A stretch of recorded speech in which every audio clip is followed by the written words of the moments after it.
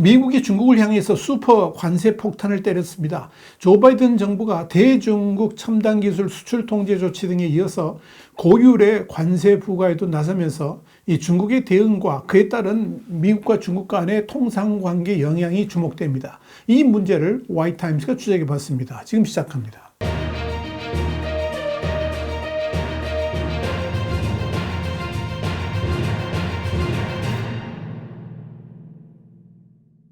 월스트리트저널은 15일, 오는 11월 미국 대선을 앞두고 바이든과 트럼프 두 후보 모두 대중국 슈퍼 관세 경쟁을 벌이고 있는 가운데 조 바이든 대통령은 중국의 불공정한 무역 관행 및 그에 따른 피해에 대응하기 위해서 무역법 301조에 따라서 무역대표부, 그러니까 USTR에 관세 인상을 지시했다라고 보도를 했습니다.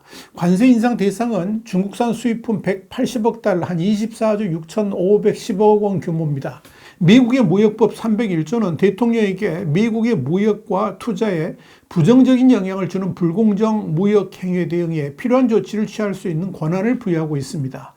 월스트리트저널은 이어서 바이든 정부는 중국산 전기차에 대한 관세를 현재 25%에서 100%로 대폭 인상키로 했고, 태양전지에 대한 관세는 25%에서 50%로, 또 선적 크레인에 대한 새로운 관세는 25%로 상향 조정되었는데, 이런 인상은 올해부터 시행된다 그러면서 철강, 알루미늄 및 전기차용 리튬이온 배터리의 관세도 7.5%에서 25%로 상향된다, 이렇게 전했습니다.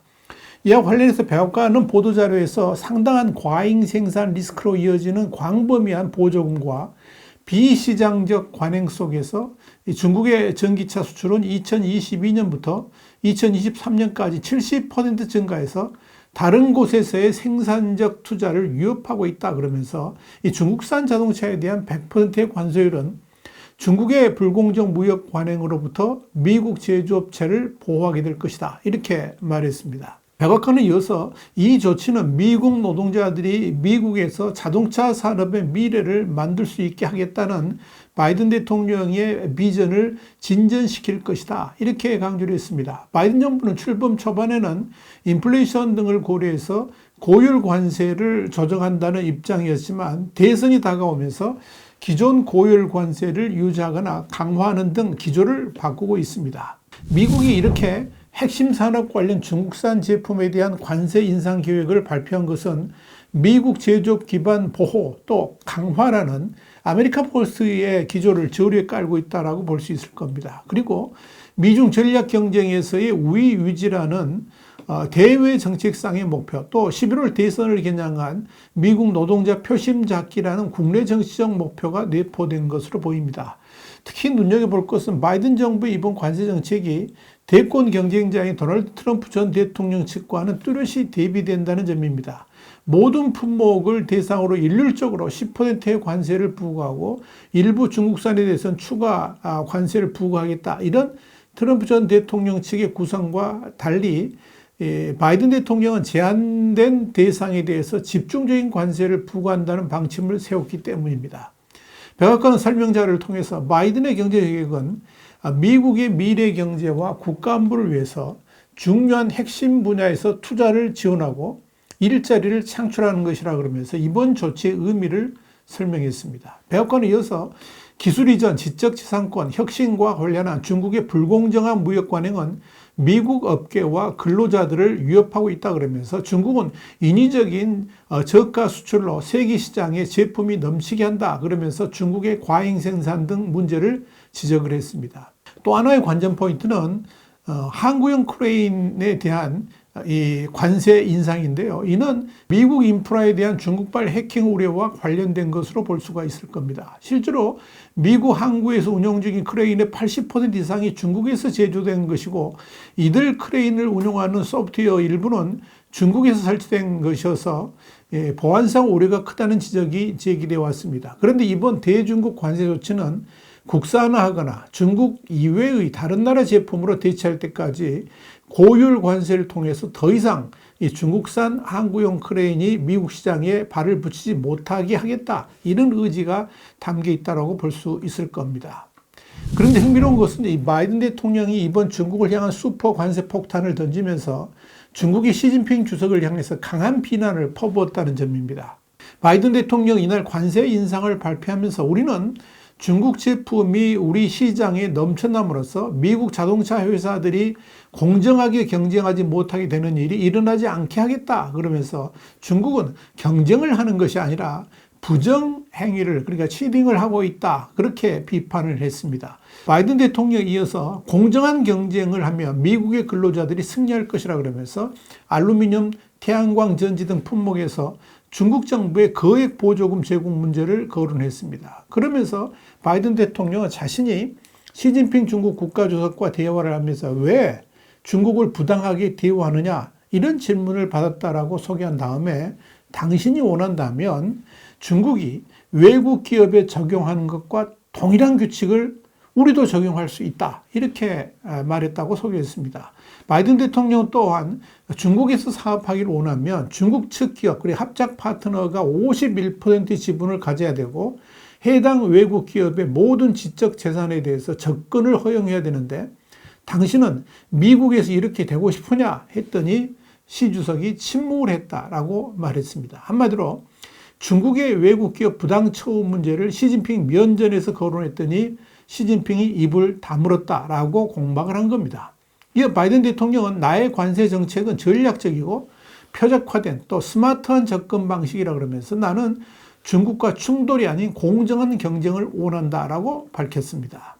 미국이 이렇게 중국을 향한 관세 폭탄을 때리자 당장 중국산 전기차 등을 멕시코나 베트남 같은 제3국을 통해서 생산해가지고 우회할 가능성들이 제기가 되고 있습니다. 이에 대해서 캐서린 타이 미 무역대표, 그러니까 USTR 대표는 15일 전기차 등 중국산 일부 수입품에 대한 세부 관세 인상 계획을 내주 발표할 방침이라 그러면서 멕시코에서 만들어진 제품의 수입 역시 매우 중요하고 우리가 업계와 논의 중인 내용 중 하나다. 지켜보라고 하고 싶다. 이렇게 말하면서 향후 추가 조치 가능성을 시사했습니다.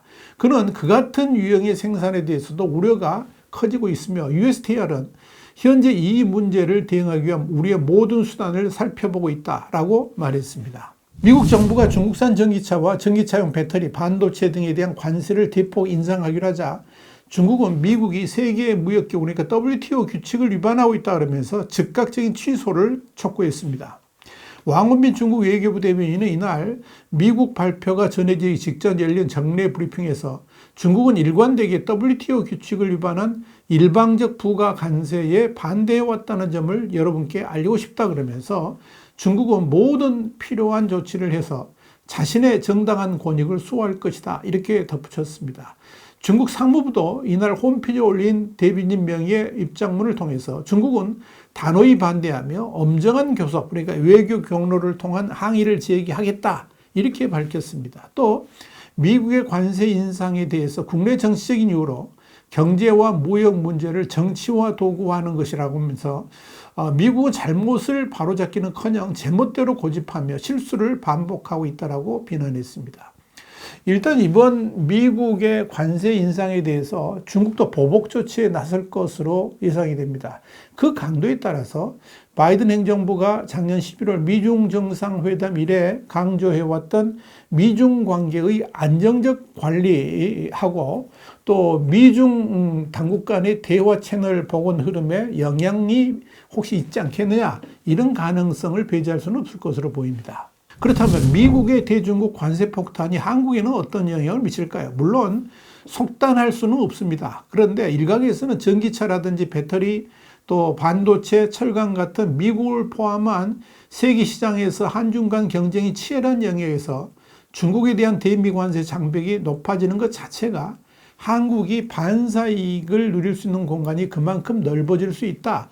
이런 예상이 나옵니다. 이에 관련해서 미 무역대표부 USTR은 14일 공개한 무역법 301조 평가보고서에서 2018년 미국의 대중국 관세 부과 이후에 수입처 변화 등 경제 효과를 분석한 결과를 소개하면서 한국의 반도체 등 첨단 산업이 미국에서 트럼프 행정부 때 부과하고 바이든 행정부가 유지해온 대중국 관세 부과 조치의 혜택을 받았다. 이렇게 평가를 했습니다.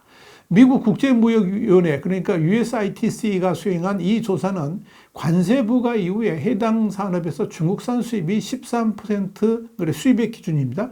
13% 감소한 반면에 중국 외의 국가의 수입이 6.0에서 35.4% 증가한 것으로 나타났습니다. 이 가운데 반도체와 기타 전자부품에서는 중국산 수입이 2018년부터 21년까지 4년간 연평균 20.5% 감소했습니다. 대신 한국에서의 수입이 4년간 연평균 1.9%씩 늘었습니다. 또 배터리와 광섬유 케이블 등을 포함한 기타 전자장비와 부품, 또 플라스틱 제품 등도 이 한국산 제품 수입이 약간씩 증가하는 것으로 나타났습니다.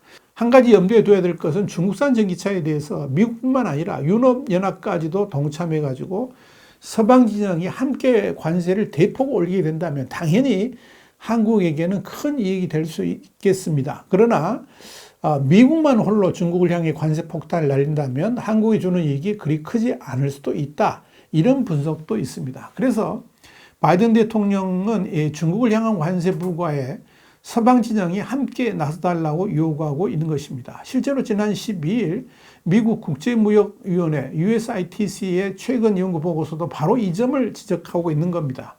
다시 말씀드려서 서방 진영이 중국 자동차에 대해서 20%의 관세를 추가로 부과할 경우에 중국의 수출은 크게 줄어든 반면에 한국 등의 대체국 수출은 크게 늘을 것으로 전망을 한 겁니다. 그러나 뭐니 해도 가장 큰 관심은 미국을 포함한 EU 등이 중국산 전기 자동차에 대해서 특별 관세를 부과하게 된다면 그리 안 해도 과잉 생산되고 있는 중국산 전기차가 넘쳐나는 이 재고를 어떻게 처리할 것인가, 또 그럼에도 과잉 생산을 계속할 것인지, 또 그런 산업적 영향이 중국 경제에는 또 어떤 영향을 미칠 것인지 이게 주목거리입니다.